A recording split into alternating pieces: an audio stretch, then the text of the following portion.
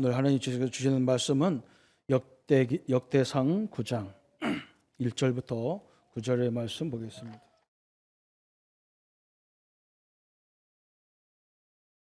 저와 여러분이 한 목소리로 같이 합독하겠습니다. 온 이스라엘이 그 계보대로 계수되어 그들은 이스라엘 왕조 실록에 기록되니라.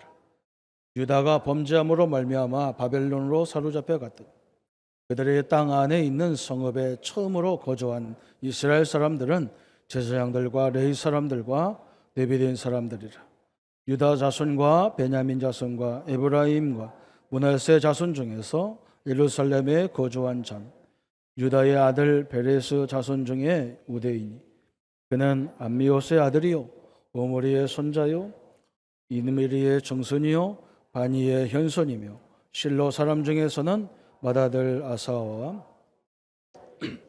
세라 자손 중에는 여호엘과 그 형제 690명, 베냐민 자손 중에는 한순회와 정손 호디아의 손자 무술람의 아들 살루요, 여로봄의 아들 이브니야와 미그니야의 손자 우시의 아들 엘리와 이브니야의 정손 느우엘의 손자 스바냐의 아들 무슬림이요, 또 그의 형제들이라.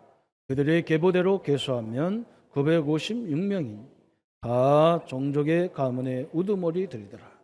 아멘. 오늘은 고난주간이고 또 세례를 받고 또 이렇게 하나님 앞에 귀한 예배를 드리는 그런 시간입니다. 세례는 하나님이 우리 예수 그리스도와 함께 내 과거 사람, 내 과거의 창세 3장 사건에 있는 나를 죽는 것과 같은 것입니다. 또 내 부활은 예수님과 함께 새로운 생명으로 부활하는 것을 말합니다. 그래서 오늘부터 지속적으로 내가 누려야 될 것이 뭐냐? 오늘 정체성이라는 하나님의 자녀라는 정체성을 가지고 새로운 인생을 시작하는 겁니다. 고난도 마찬가지입니다. 예수님께서 우리가 죽어야 되는데 예수님이 대신 이 땅에 오셔서 우리를 위해서 철저히 고난당하시고 심지어 철저히 죽으시고 완전히 죽었습니다. 그 피스로 물과 피를 다 쏟으셔서 구약의 시대에 우리를 대신했던 죽었던 양들처럼 예수님이 단번에 죽으심으로 나와 여러분의 죄가 다 끝났습니다. 그래서 이제는 우리는 복음 안에서 모든 걸 봐야 됩니다. 그 말은 하나님과 함께한 데서 모든 걸 봐야 우리에게 주어진 여러 가지를 알 수가 있습니다. 뜻하지 않게 어려운 당한 가족도 마찬가지입니다. 지금은 우리가 왜 그런지 잘 모르지만 분명한 것은 하나님의 새로운 섭리가 그 속에 숨겨져 있는 겁니다. 그래서 오래 지나가 봐야 알기도 하고 얼마 안 있으면 알기도 합니다. 이 성도님들이 항상 우리는 내 입장에서만 보는 게 아니고 하나님과 함께하는 입장에서 보는 그러한 생애로 새로운 시작이 되기를 바랍니다. 오늘 역대상을 우리가 쭉 성경을 한 권씩 보는데 역대상은 무슨 말씀이냐면 하나님께서 아담을 지으시고 어떻게 살아야 나와 함께하는 것인지를 설명하기 위해서 선악과라는 걸 주신 겁니다. 선악과. 내가 너를 하나님의 형상으로 만들어서 내 형상으로 만들어서 세상을 다스리고 정복하고 번성한다. 그런데 너와 나와의 관계에 조건이 있다. 선악을 알게 하는 열매는 선악을 아는 판단은 네가 하면 안 된다. 그건 왜 그러냐? 그 주권은 내가 있는 것이다. 네가 만물을 다스리고 정복하고 번성할 수 있지만 그렇다고 하나님은 아니다. 하나님 이 만물의 주인은 나다. 하나님이라는 거죠. 그래서 항상 하나님은 이 법을 가지고 설명을 주셨어요. 또 이스라엘 민족이 아브라함의 후손들이 가나안 땅에 저 애굽에 들어가서 큰 민족을 이루고 이제 출애굽을 단행합니다.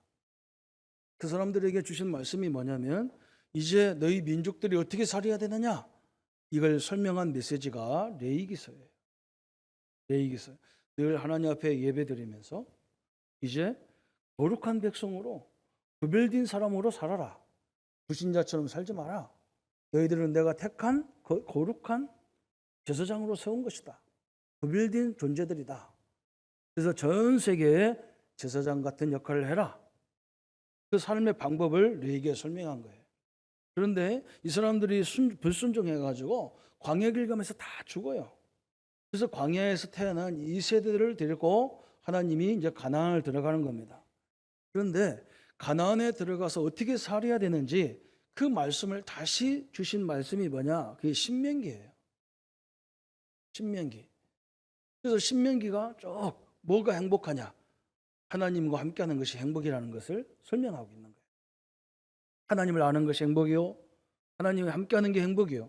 하나님을 누리는 게 행복이다. 그걸 설명하고 계십니다. 그러면서 이제 가나안 땅에 들어가 정착하게 되는데 이 사람들이 자꾸 하나님을 배신하고 불신앙하고 또 문제가 또 생겨서 하나님은 이 아수르란 나라의 북이스라엘을 포로로 다 잡아가게 만들고 남유다 쪽은 저 바벨론의 포로로 끌려가게 되는 겁니다.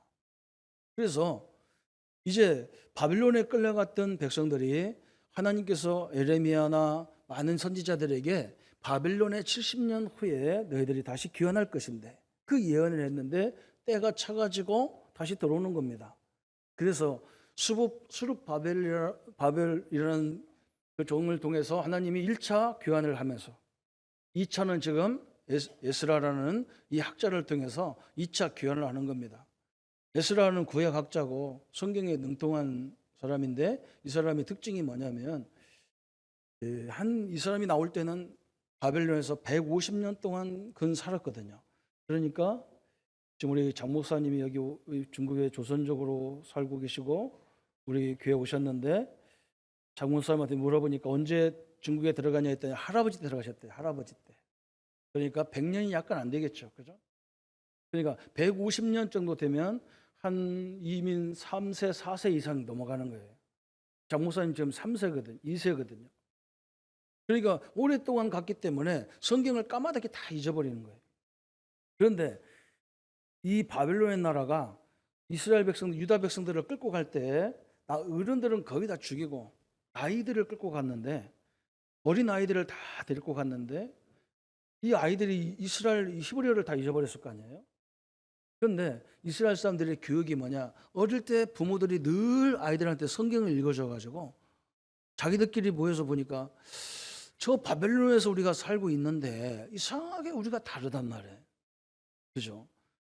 지금 우리 목사님이 중국에서 살고 있는데 한족하고 조선족하고 뭔가 달라요. 비슷해요. 생긴 건 비스무리한데 약간 달라요. 그렇잖아요. 그게 다 똑같은데 우리는 뭐냔 말이죠. 그죠? 옛날 흑인들이 미국에 살면서 자기 뿌리가 뭐냐? 어떻게 태어나보니까 내가 새까맣게 태어나고 한쪽은 흑인으로 태어났는 백인으로 태어났는데 왜 흑인들은 이렇게 무시당하고 맨날 노예로 가느냐? 이 뿌리가 어디냐? 찾다 보니까 아프리카에서 온 거예요. 에스라는 학자가 이게 우리가 누구냐 도대체? 왜 우리가 바벨론으로 왔느냐? 이것을 깊이 연구하기 시작하는데 그 어릴 때 그 어린 아이들이 부모들한테 들었던 이 히브리어를 하나씩 찾아내는 거예요. 어릴 적에 들었던 성경을 하나씩 찾아내는 거예요. 그래서 성경을 복원을 시키는 거예요, 사람들이. 참 희한하죠. 그래서 어릴 적에 우리가 복음을 듣는다는 게 그렇게 중요한 거예요. 그래서 이 에스라 학자가 성경을 쭉 읽어보니까 우리의 뿌리가 이런 거구나 다 깨달은 것이 역대상하 이 메시지예요. 이게 너무너무 중요하죠.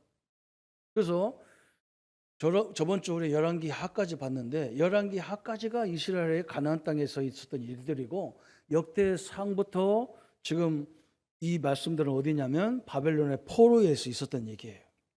그래서 자기들이 누구냐 찾아보니까 자기 족보를 쭉 연구한 거예요. 여기 우리 교회도 이학성 장로님을 통해서 몇 분들이 우리나라 옛날 조선시대의 왕족들이에요. 근데 이호진 장로님이 딱 버틴 거 있잖아요. 저게 할아버지래요. 우리 이학성 장로님 할아버지. 엄청나게 그죠? 네, 그런 집안이란 말이죠. 그죠? 이게 보니까 우리 집안이 이게 왕족이라. 그죠? 이 에스라가 쭉 연구해 보니까 이런 말이에요. 엄청난 거죠. 그래서 역대상은 사실 사무엘상하의 말씀이 80% 90% 정도가 사무엘상의 말씀이 다 들어가 있어요. 역대하는 열왕기 상하의 말씀이 거의 80~90%가 다 들어가 있는 거예요. 그래서 이 족보를 쭉 찾다 보니까 저쪽 앞 다윗이 있고 그 위에 쭉 올라오니까 아브라함이 있고 아브라함부터 쭉 올라가 보니까 누가 있냐? 아담이 있단 말이에요. 아담을 누가 지었어요? 하나님이 지었단 말이에요. 또 그러니까 다시 말하면 자기들의 족보는 어떤 족보예요? 하나님의 족보라는 이걸 설명하고 있는 거예요. 그래서 역대상 1장에 보면 거기에 처음부터 누가 나오느냐? 창세기 이후에는 아담부터 나오는 족보가 별로 없어요. 그런데 에스라가 자기 민족에게 정체성을 심는 거예요. 그러면서 뭘 심느냐? 이 레위기나 신명기처럼 제자훈련 교과서를 만들어주는 거예요. 우리는 이런 민족이다. 저 바빌론의 포로에 끌려가서 70년 동안 우리가 노예로 살았지만 우리는 그런 존재가 아니라는 거예요. 우리는 우리의 존재가 어떤 존재냐? 하나님의 족보 속에 있는 존재다. 이런 말을 지금 하고 있는 거예요.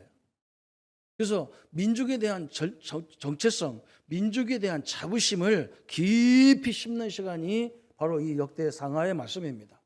우리 성도들도 마찬가지, 오늘 새로 믿는 우리 성도님도 마찬가지고 우리 모든 성도님들이 여러분의 다 성이 있어요. 그 성에 조상들이 다 있어요. 그건 우리의 육신의 조상이에요. 우리의 영적인 조상은 바로 뭐냐? 우리 역대상에서 찾아야 될 조상인 것을 믿으시기를 바랍니다. 우리에게 지금 이걸 얘기하는 거예요. 이 땅에 살고 있지만 우리는 어떤 민족이냐? 이건 선교적인 차원에서 얘기하는 거예요. 그래서 아브라함이 지금 철저하게 족보를 얘기하는데 이 족보를 쓸 때 어떤 중심으로 썼느냐? 복음 가진 자 중심으로 그리스도라는 복음, 오실 그리스도라는 이 복음의 비밀을 아는 자 중심으로 족보를 써내가는 거예요. 너무너무 중요하죠, 그죠? 그래서 아담이 자식을 낳는데 누구를 낳았어요, 원래요? 가인과 아벨을 낳았어요. 그런데 아벨은 죽었어. 또 가인은 쫓겨났어요. 그래서 자식이 하나도 없어. 그래서 아벨 대신 두신 아들이 누구예요? 셋이잖아요. 그래서 1장 1절에 보면 아담, 셋, 에노스 이렇게 나오는 거예요. 그러니까 하나님이 복음을 중심으로 이 족보를 쭉 설명하는 그런 역사가 쭉 나오는 겁니다. 그래서 아브라함의 자손도 여럿이 있지만 하나님이 이삭을 통해서 낳은 자식, 야곱을 통해 낳은 자식, 또 야곱의 12아들 중에서 하나님의 언약을 딱 붙잡고 인도받았던 사람이 누구냐? 유다 지파라. 그래서 저 역대 사하에 보면 다른 12지파 얘기는 하나도 안 나와. 한 지파 얘기만 쭉 나오는데 그게 유다 지파 얘기만 쭉 나오는 거예요. 왜? 그게 메시아가 오는 왕족이라는 거예요. 다른 부수적으로 이런 거 다 끝났어, 그죠? 여러분 그렇잖아. 우리나라 왕족의 세계도 보면 왕권을 잡은 사람 중심으로 쭉 내려와. 큰아들이냐 작은아들이냐 그 중요한 게 아니에요, 그죠? 왕권을 잡은 그 후대 후손들로 역사가 쭉 이루어지는 거예요. 성경도 그렇게 돼 있어요. 에스라가 거꾸로 추론해서 쭉 올라가 보니까 우리가 누구냐? 다윗의 후손이요, 아브라함의 후손이요, 아브라함의 할아버지 격인 셈의 후손이요, 노아의 후손이요, 아담의 후손이요, 더 올라가면 그리스도의 후손이구나. 이걸 설명하는 거예요. 노예로 살지만 이 땅에서 포로로 끌려와가지고 우리가 혹독한 인생을 살았지만 그래서 하나님은 이렇게 우리는 그렇잖아요. 솔로몬 시대에 나라가 둘로 갈라지거든요. 나라가 둘로 갈라지는 거예요. 여로보암과 르호보암이라는 아들과 여로보암의 신하가 여로보암은 이스라엘의 10지파를 데리고 북쪽으로 가버렸어요. 유다 지파만 데리고 하나님이 남유다를 세웠는데 이게 바로 분열되고 무슨 이유가 있는 게 아니고 하나님은 이렇게 그리스도가 오는 혈통을 다 구별하는 거예요. 희한하죠, 그죠? 그게 벌써 저 위에서부터 다 있었단 말이에요, 그죠? 가인과 아벨에서부터 시작해서 복음 깨달은 사람을 분리시키잖아요. 계속 분리시켜요. 그러면서 누가 오느냐? 그 혈통을 통해서 우리가 오늘 고난의 역사를 이루시고 부활의 역사를 이루시고 우리에게 구원의 역사를 이루신 그리스도가 오늘 혈통을 쭉 이뤄받는 거예요. 그럼 우리는 예수 그리스도로 해서 하나님 자녀가 됐어요. 그래서 우리가 이 제사장 역할, 만인 제사장 역할을 감당함으로 인해서 누가 오시느냐? 재림의 주님이 오시는 이 족보의 혈통을 이어가는 것을 지금 말하고 있는 거예요. 그게 족보의 흐름도의 첫 번째 조건이에요. 두 번째는 뭐냐? 역사의 흐름을 말하는 거예요. 역사의 흐름이 뭐냐? 창세기 1장 28절에 하나님은 인간을 만들 때 뭐라 했느냐? 인간을 지을 때 생육하고 번성해라. 땅에 충만하게 해라. 그렇게 했어요. 그래가지고 이제 땅에 충만하게 잘 살고 있는데 창세기 3장, 6장, 11장 사건 때문에 이 인간들이 어떻게 되느냐? 전 세계로 흩어지고 바벨탑 때문에 흩어지는 사건이 일어난 거예요. 그러니까 전 세계 이스라엘 민족이 흩어졌기 때문에 하나님은 반드시 이 복음을 설명하는 사람을 세워야 되거든요. 그래서 아까 족보를 말하는 거거든요.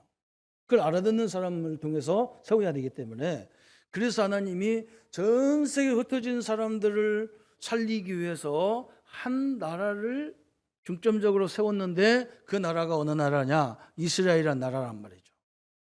그게 역사의 흐름이에요. 그 사람들 세워서 출애굽기 19장 5절 6절에 뭐라 했습니까? 너희는 전 세계를 살리는 하나님의 제사장 국가다. 이들은 거룩한 구별된 백성이다. 그랬어요. 제사장이 하는 일이 뭐예요? 성도들의 죄 문제 해결해주고 저주 문제 해결해주고 하나님 만나는 길을 여는 그런 민족이라는 거예요. 그런데 이 사람들이 못 알아들어요. 그렇게 깨달은 게 아니야. 거꾸로 깨달았어. 우리는 선민이고 선택 못 받은 사람들은 다 이방인이고 짐승 같은 존재들이다. 이렇게 착각을 해가지고 그때마다 또 이스라엘이 상당한 어려움을 당하는 겁니다. 그런데 또 중요한 게 뭐냐? 하나님은 이스라엘 민족을 가나안 땅에 딱 집어넣어놓고 48개 성에다가 딱 흩뜨려뜨렸어요. 그래놓고 그 48개 성을 다스리는 존재가 원래는 하나님인데 하나님을 대신해서 이스라엘 백성들을 인도하는 사람이 누구냐면 레이지파란 말이에요. 그래서 레이지파에게는 분깃도 안 주신 거예요. 땅을 안 주셨어요. 그 사람들을 통해서 말씀으로 인도하는 거예요. 이렇게 하나님은 항상 전 세계 흩어뜨리고 제사장들을 세웠는데 그게 이스라엘 나라고 이스라엘 나라를 가나안 땅에 흩어뜨려 놓고 또 그 사람들을 다스리는 방법이 선택된 레위 족속들이란 말이죠. 여기에 하나님이 계속적으로 확산시켰다, 무너뜨렸다 이렇게 자꾸 하는 거예요. 그죠? 그게 역사의 모습들이에요. 그래서 하나님이 또 어떻게 역사하느냐? 하나님이 완전히 이스라엘 백성들을 둘로 딱 나눠가지고 10지파 그래서 북이스라엘로 딱 만들어 놓고 이 사람들이 주로 활동했던 10지파가 활동했던 것이 어디냐? 사마리아라는 지역이에요. 사마리아 지역. 그러니까 저 아수르란 나라가 이 북이스라엘을 포로로 다 잡아간 것이 아니라 원래 다 남자들은 거의 다 죽여버렸어요. 남자들을. 그래가지고 여자들만 있는데 전 세계 불량아들을 잡아다가 이 사마리아에다 갖다 놓고 이 그냥 완전히 이스라엘 멸살 정책을 써버려가지고 그래서 사마리아는 이스라엘 사람들이 제일 싫어하는 거예요. 왜 그러냐? 순수 혈통이 하나도 없어. 그래가지고 하나님은 뭐냐? 이스라엘 유다 지파만 딱 뽑아가지고 바벨론에 보낸 거예요. 그래서 완전히 이 혈통을 구별시켜서 여기에서 그리스도가 오시고 이 그리스도를 통해서 인류를 구원하는 대역사가 오는 이게 참 재밌죠. 성경을 보면 참 재밌어요. 이게 어떻게 잘못 보면 왜 이렇게 갈라지고 형제간에 싸우고 형제간에 죽고 막 나라가 둘로 갈라지고 붙었다 갈라졌다 막 이러잖아요. 그 이유가 뭐냐? 이 복음을 가진 자를 세우는 작업, 또 이 사람을 통해서 전 세계를 살리는 작업. 한쪽에서는 구별시키고 구별된 복음 가진 구별된 사람을 통해서 하나님은 세계를 살리는 대역사가 일어나는 거예요. 그래서 여기서 나온 것이 유다 지파에서 나온 것이 예수 그리스도예요. 또 예수님을 통해서 초대교회가 예수님을 믿는 제자들이 쭉 나 12지파를 세웠는데 그 지파들이 거의 다 보면 어떤 지파냐? 유다 지파예요. 그래서 이 사람들을 통해서 초대교회가 세워지는 거예요. 이 초대교회가 세워져서 전 세계 복음화가 이루어지고 있는 겁니다. 이게 역사의 흐름도예요. 우리 성도님들이 여러분이 복음 때문에 결단 내려서 하나님 앞에 예배드리는 이 삶이 아름답다는 것을 믿으시기를 바랍니다. 하나님은 이렇게 수많은 사람 중에서, 그죠? 온 가문이 예수 믿으면 다 좋겠는데 다 가문이 예수를 믿어. 그런데 복음을 알아듣는 사람은 또 많지도 않아. 또 이상하게 좀 부족한 내가 복음을 깨달아가지고 우리가 그러고 지금 이 복음의 대역사를 이루고 있는 거예요. 그래서 족부의 흐름과 역사의 흐름이 같은 거지만 내용이 그렇단 말이에요. 족부는 복음 가진 한 사람을 찾아서 계속 이 복음을 뿌리를 내려가는 거고, 역사는 뭐냐? 그 한 사람을 통해서 전 세계 나라, 민족, 가문이 복음화된 역사를 이렇게 이루어가는 거예요. 그래서 이것이 어디가 연결되느냐? 전도와 선교의 흐름 속에 연결되는 거예요. 그래서 세 번째는 전도와 선교의 흐름을 말하고 있는 겁니다. 족보의 흐름, 역사의 흐름, 이것이 뭐냐? 선교의 흐름이란 말이죠. 하나님은 결국 뭐 때문에 이런 일을 자꾸 하느냐? 인간을 구원하는 일에 하나님은 모든 초점이 맞춰져 있기 때문에 그런 겁니다. 어떤 사람들이 뭐라 그러냐? 전도가 다냐 그러는데 전도가 다예요. 그분이 전도가 다냐는 말은 이해를 못해서 그래요. 우리는 전도하면요, 가방 들고 다니는 게 전도인 줄 알아요. 그렇지 않아요. 전도가 뭐냐? 우리 성도님들이 있는 현장에서 내가 나를 부르신 정체성이 뭐냐면 그 현장 살리는 만인 제사장이에요. 제사장권, 왕권, 선지자권을 갖고 있는 거예요. 그래서 현장에 들어가시면 먹고 사는데 그건 당연히 하나님이 주게 돼 있어요. 거기에 너무 신경 쓰지 마세요. 자꾸 그것 때문에 신경 쓰다가 어려움을 당합니다. 그거 하나님이 주시게 되어 있어요. 하나님이 심부름 시킬 때는 먹을 거 입을 걸 다 책임지는 거예요. 우리 군인들을요, 나라가 다 먹을 거 입을 거 막 속옷까지 다 책임지는 거예요. 걱정하지 마라. 너는 나라만 지켜라. 내가 다 책임지겠다 그런 거예요. 하나님도 마찬가지예요. 우리를 그 현장에 보내서, 그 직장에 보내서, 그 지역에 보내서, 그 학교에 보내서 뭐 하려고 하느냐? 그냥 좋은 취직 자리 하나 그거 얻으려고 몸부림쳐라 그런 것 때문에 하는 게 아니에요. 그래서 우리 랩런트들이요, 대학을 목적으로 가느냐, 대학 가면 애들 거의 다 방황을 해버려요. 갈등을 해버려요. 왜 그러냐? 정체성을 거기다 뒀으니까 그래요. 아닙니다. 제사장이라, 제사장. 그 현장 살리는 제사장으로 보냈어요. 그 현장 살리는 왕권을 가지고 보냈어요. 그 현장의 역사는 흑암을 무너뜨려야 돼요. 예수 이름으로. 그전에 모든 사람들의 죄 문제를 해결해 줘야 돼요. 이 복음을 전하는 자로 세운 거예요. 우리 성도님들은 자기 현장이 하나님이 주신 최고 현장인 걸 누리기를 축원합니다. 우리가 1000명, 사명, 소명을 얘기하고 1000명, 일심, 전심 뭐 이런 걸 얘기하잖아요. 저는 일본 사람 보고 놀랐어요. 이 사람들은요, 부모들이 조상 때부터 국수를 삶는데 당연히 그 집에서 태어난 나도 할아버지 할머니처럼 국수 삶아야 되는 게 당연한 거야. 우리는 그렇잖아요. 내가 국수 삶았어. 너는 판사 되라. 그러잖아요. 우리나라 사람들은. 그죠? 그런데 일본 사람들은요, 조상 때부터 하던 것을 1000명으로 알고 하는 거예요. 하나님도 모르는데. 우리 1000명은 우리가 얘기하면 안 돼. 일본 사람이 얘기해야 돼요. 그러니까 국수 하나를 먹는데도 이게 몇백 년짜리라. 우리는 다 부모가 하는 걸 별 볼일 없어. 그렇지 않습니다. 하나님과 함께하는 일이기 때문에 그 일이 그렇게 소중한 거예요. 믿으시기를 바랍니다. 그래서 우리가 하는 일이 성직인 거예요.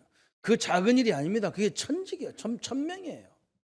그래서 우리는 거기에 올인하고 거기에 일심, 거기에 지속 이걸 다 하는 거예요.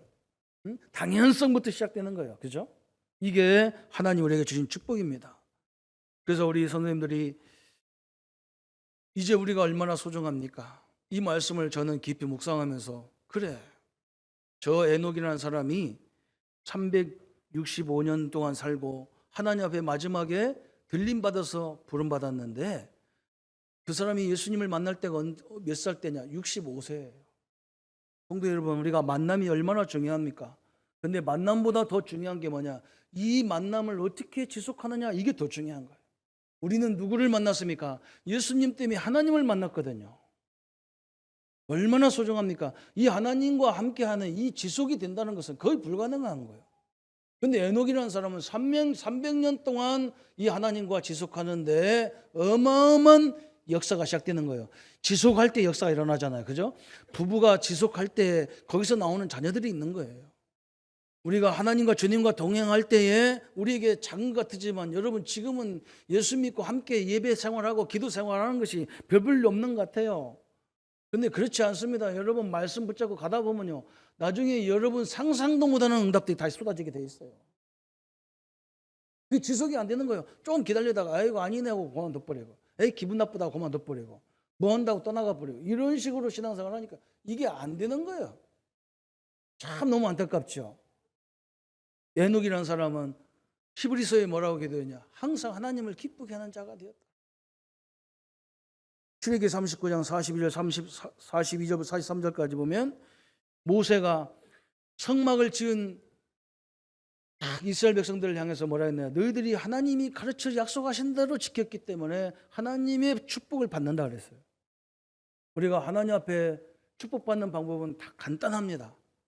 왜? 주님이 원하는 것이 뭐냐를 알면 복받게 돼 있어요. 여러분을 보낸 것이 뭐냐? 여러분이 현장을 살리는 제사장으로 부르시고 왕권을 가지고 부르셨어요. 선지자권을 줘서 보내셨어요. 그래서 여러분이 전하는 복음 때문에 그 현장에 그 사람들이 구원받게 돼 있어요. 여러분이 그 현장에서 기도하는 것 때문에 그 현장에 흑암이 다 무너지게 돼 있습니다. 그 가장 중요한 적재성을 오늘 역대기 상하에서 우리에게 설명하고 있어요.